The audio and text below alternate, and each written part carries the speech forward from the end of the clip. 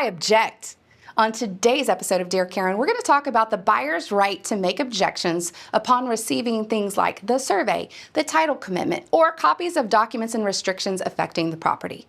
In each a commercial and a residential contract, there are opportunities for the buyer to object to certain things. One of the things that's often found is a specific use of the property. In the contract, there is a blank that the buyer can fill in and say, hey, I really want to use the property for blank.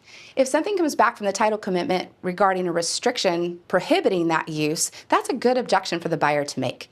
So the buyer's going to need to make any objections in strict compliance with the contract. They need to be in writing, and they have to be made at the earlier of the closing date or within a blank number of days after receiving the title commitment documents, the title commitment, and the survey.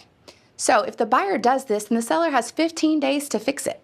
If they don't fix it, or it costs them any money and they don't have to fix it, the buyer can either go ahead and just continue on with the contract, or they can terminate and get their earnest money back.